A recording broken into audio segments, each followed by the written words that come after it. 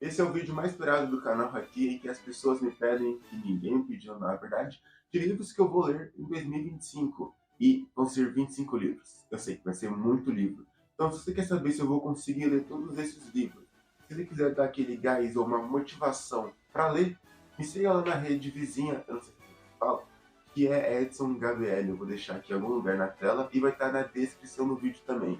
Né? Então lá eu vou mostrar se eu tô lendo, como é que tá sendo esse ritmo e o livro que eu tô lendo. Então, deixa eu me apresentar já para que você não conhece. Oi, eu sou Edson Gabriel e esse aqui é meu canal de ciência, onde a gente fala de ciências e coisas afins com o meu jeitinho de ser. Então, vai para essa lista que está recheada de livros. Desculpa atrapalhar o vídeo rapidinho, é que eu tenho alguns recados para dar. Eu não vou falar de todos os livros na ordem cronológica que eu tinha feito, porque quando eu fui editar, alguns arquivos deram pau, sabe? Tipo, o áudio ficou muito ruim. E aí, não deu para fazer tudo certo. Então, lá pro final, eu vou falar de 3 livros. E outra coisa também, 12 livros eu vou falar deles só no final, porque eu não posso dizer muita coisa sobre eles ainda. Até porque eu não tenho as informações necessárias para falar sobre esses livros ainda. Ficou meio que estranho, eu sei, mas no final eu vou te explicar tudo. Prometo.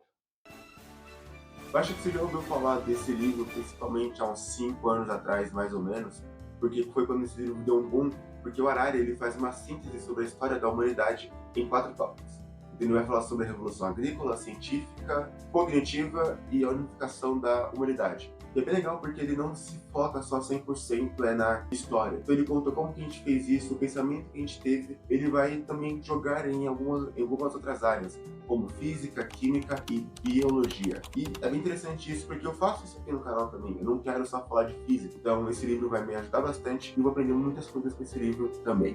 Então, o segundo livro é...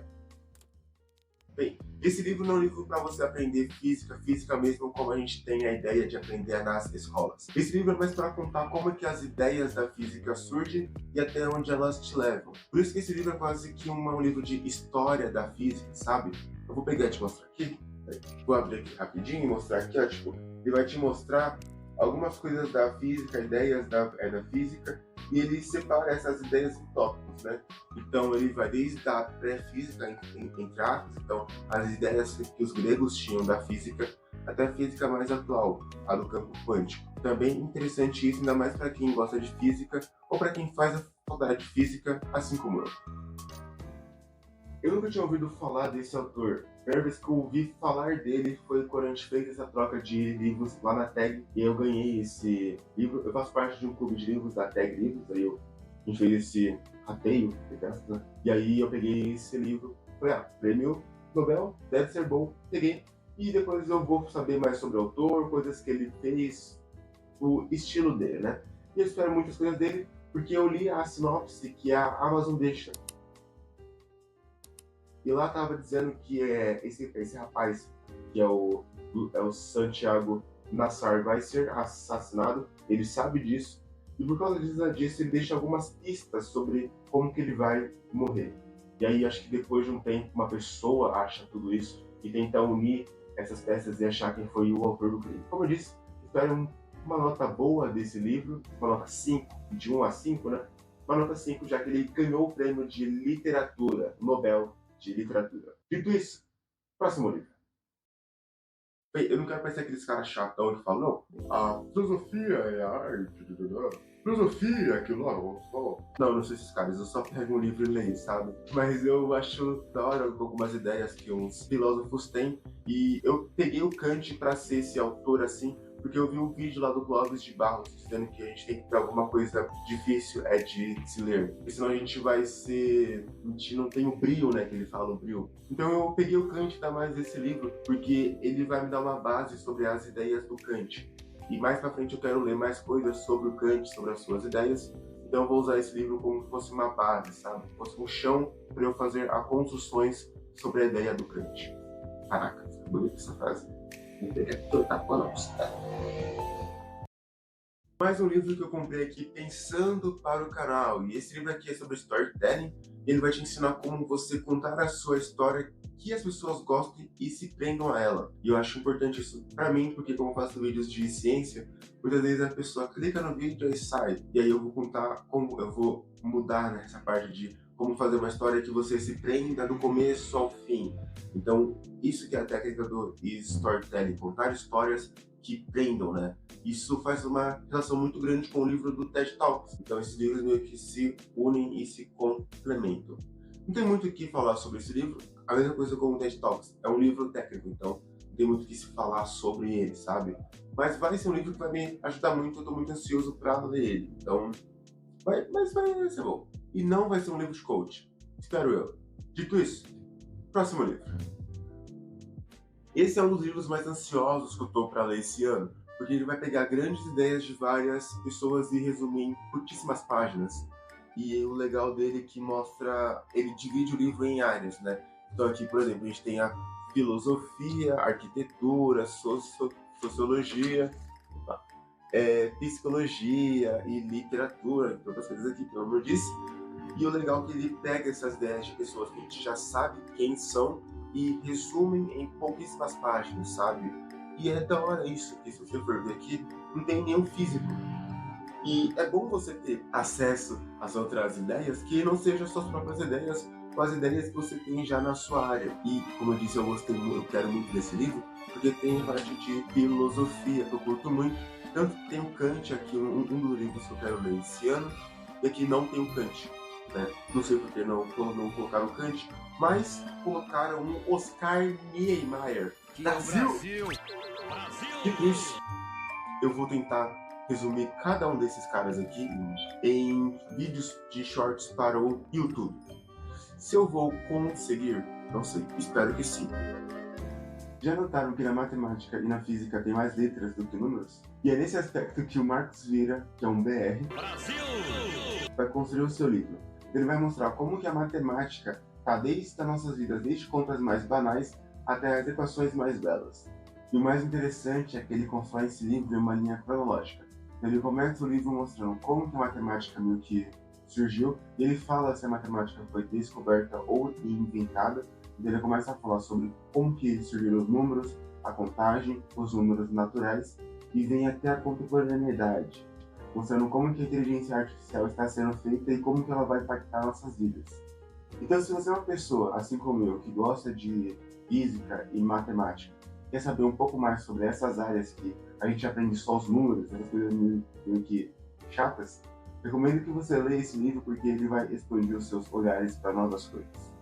Dito isso, senhoras e senhores, bora pro próximo livro mais uma vez. Mais uma vez citando Carl Sagan aqui e dessa vez com outro livro, né?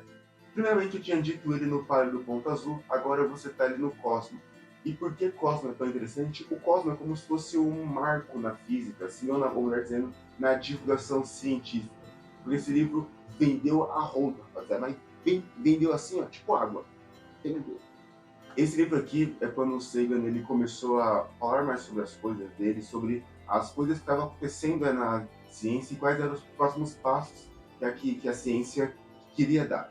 Então, nesse livro aqui, é como se fosse um terreno para aquelas coisas que a ciência queria fazer.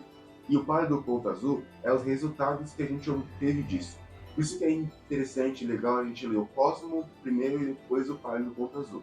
Mas aí, se você quiser ler o Pálido Ponto Azul primeiro, não tem, pode ler, não vai mudar em nada. Mas é legal a gente ver as ideias que estavam tendo e o que isso gerou. Dito tudo isso, bora pro próximo livro, que vai ser interessante também. Bora lá para o autor que me fez querer ser físico. E esse cara é o Stephen Hawking. E esse livro é feito conjunto com a sua filha, Lucy Hawking. E nesse livro é um pouco diferente dos livros de física que a gente vê, ou até mesmo dos livros que eu percebi aqui. Porque nesse livro é uma coletânea de artigos de professores, cientistas e pessoas que gostam de ciência, enquanto os outros eram textos que o próprio autor tinha feito. Nesse livro, Lucy e Hawking tentaram responder algumas perguntas mais interessantes, como seria a nossa viagem para Marte e como a gente vai chegar lá e como vai ser lá, o que aconteceria se robôs dominassem o mundo e o que vai acontecer com a inteligência artificial. Então esse livro, como eu disse, é um apanhado de vários outros textos e parece que a gente já falou desse livro algumas outras vezes, como em Cosmo, ou até mesmo no livro do Marcelo Via. Mas é legal ver outras pessoas que não são do Brasil falando sobre ciência, né? e até quais são os seus aspectos e opiniões de como a ciência vai evoluir e para onde ela está indo. Dito isso, por que eu não disse os outros 12 livros que eu quero ler em 2025? Então, nesse livro aqui, ele quer passar a sua máxima, já que ele é um guia para fazer apresentações no TED Talks. E para isso, você tem que ser um bom orador. E é isso que o livro vai te ensinar. Então, nesse livro, ele vai te ensinar como pegar a sua ideia a priori, aquela sua ideia mais crua, e chegar até a sua ideia máxima, aquela mensagem que você quer passar. E é lógico, você tem que passar nisso de uma forma fácil. Você não pode falar essas coisas de uma forma complicada, que o pessoal não entenda. Então, você tem que pegar as suas ideias de uma forma fácil e transmitir essas ideias de uma forma fácil. E para isso você tem que usar a sua linha mestra, que é como se fosse algo central ali, sabe, que você põe. Então, você tem um começo, meio e fim, e nesse começo, meio e fim vai ter algumas coisas que se passam que chegam até a sua ideia final, a sua máxima. Então, nesse livro é isso, ele quer te ensinar como ser um bom orador. E é isso aqui que a gente faz no YouTube, a gente fala um monte de coisa de uma forma fácil, que prenda a atenção de vocês de uma forma legal, eu acho, no mínimo. Então, esse livro é um pouco mais técnico, igual do storytelling, então não vou falar muito sobre ele. Eu não falei muito nessa parte do vídeo, eu não sei, eu acho que sim. Bora pro próximo livro? Nesse livro a gente vai acompanhar a história de Diego Santiago, que é um moçambicano que volta para sua terra natal para receber algumas condenações de lá. Porém, essa volta à sua terra natal também é uma oportunidade para revisitar o seu passado. Parece um livro bem intrigante e tal, e de mistério, que vai falar sobre o passado de uma pessoa que vive em Moçambique. E o mais intrigante desse livro é que ele foi escrito pelo Mia Couto, e é bem engraçado isso porque eu só fui saber quem era o Mia Couto em uma música do Emicida, em que eu ouvia, que se eu não me engano é... Editor, põe aqui, ó, a música tá aqui, ó. E o engraçado também é que eu recebi esse livro há mais de um ano pela Tag Livros, quando eu fiz a assinatura de um ano. Porém, eu nunca li ele porque ele é capa dura. E capa dura eu não consigo dobrar ele para usar na rua, sabe? Aí fica meio que ruim. Eu sei, é uma desculpinha muito ruim? É, mas é a desculpa que eu tenho. Mas esse ano eu vou ler esse livro, prometo. Nesse livro aqui, o Sagan vai falar sobre as evoluções que tivemos e os resultados que tivemos depois dos Estados Unidos ter ido para a Lua. Então esse livro é como se fosse a parte 2 do Cosmo, mas não é também. Ficou estranho? Eu sei. Então deixa que eu te explico aqui agora. Em Cosmo, a gente estava falando sobre as nossas expectativas de ir para a Lua, quais invenções a gente tinha feito e o que a gente queria. E aqui em Para do Ponto Azul, a gente está falando de, beleza, a gente já foi para a Lua, já tivemos nossos resultados. Agora aqui, a gente pega esses resultados, faz uma análise sobre eles e projeta novos passos. Então é nesse livro que o Sagan vai pegar esses resultados que a gente teve, misturar com as nossas expectativas e dizer, gente, isso aqui deu certo, aquilo ali deu errado. Sempre fazendo isso com divulgação científica. E o mais interessante é que o Sagan faz tudo isso misturando com filosofia. Então, se você pegar um livro dele, sei lá, um capítulo tem 30 páginas, eu acho. Ele tá falando sobre uma coisa, ele para, volta no tempo, fala, a gente teve essas ideias tal, aí vem pro presente, aí projeta coisas para o futuro, aí volta. Então o Sagan não segue uma linha reta.